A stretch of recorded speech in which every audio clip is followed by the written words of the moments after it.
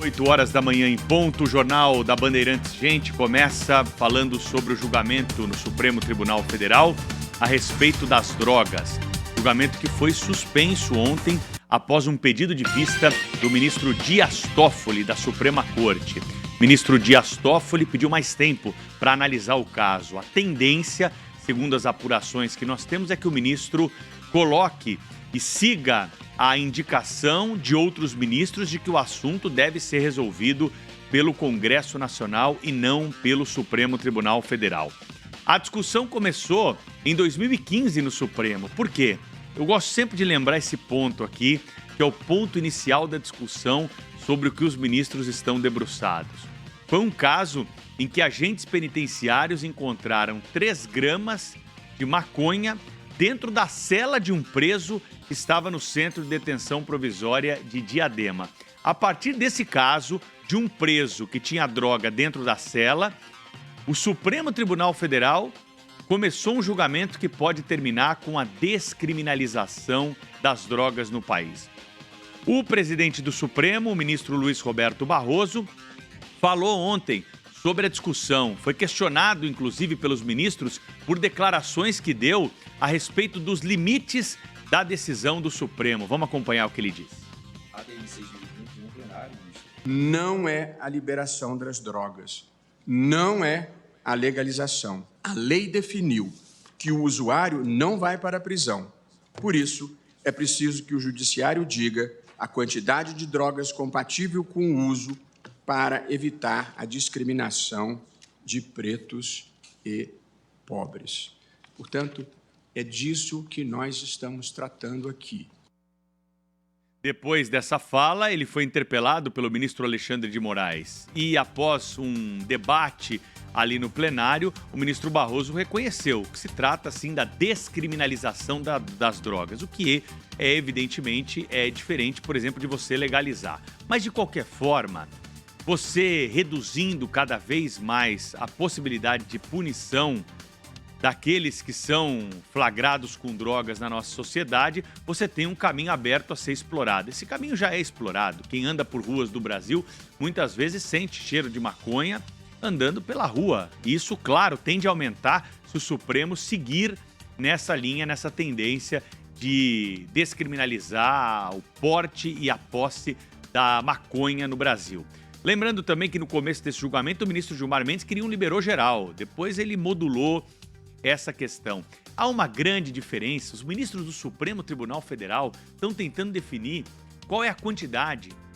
Quantos gramas de maconha nós podemos definir quem é traficante e quem é usuário? Ora bolas, o sujeito pode ser traficante com 5 gramas, levando ali uma porção para ser entregue até alguém que vai consumir a droga. E ele pode ser um usuário com 30, 40 gramas, comprou para estocar na casa dele lá, para fazer a fumaça que quiser, né, e prejudicar a saúde, porque esse é um ponto importante também a ser esclarecido. Os médicos sérios do Brasil e de todo o mundo indicam, né, os malefícios do fumo, seja ele da nicotina, com algumas consequências, ou da maconha. Que há prejuízo para a saúde, isso não há questões a serem debatidas, porque é claro que isso já está comprovado pela ciência. Inclusive foi assunto ontem no Supremo Tribunal Federal.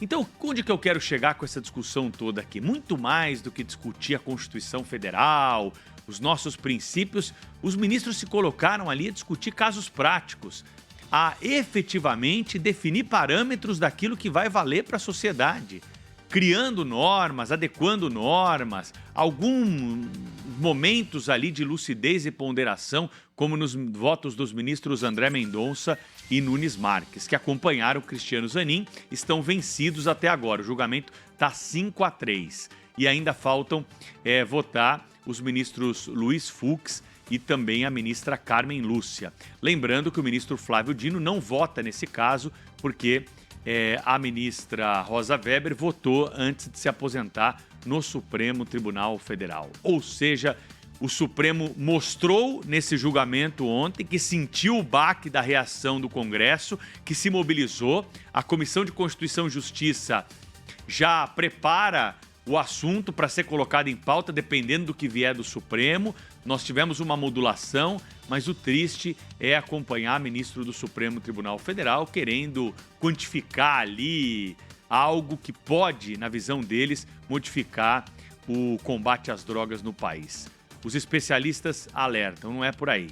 É, claro, com repressão ao tráfico de drogas, com cadeia, e falar que tem muita gente que vai para a cadeia porque é usuário de droga aqui no Brasil, pode até ser verdade que tem alguns casos, nós podemos até corrigir esse erro.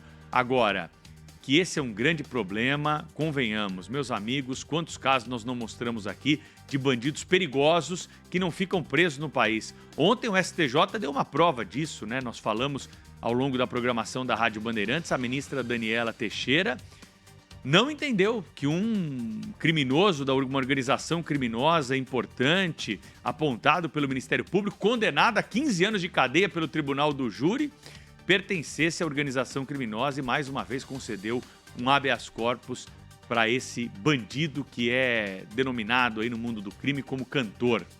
Ele que pertence ao PCC, segundo a investigação do Ministério Público Estadual.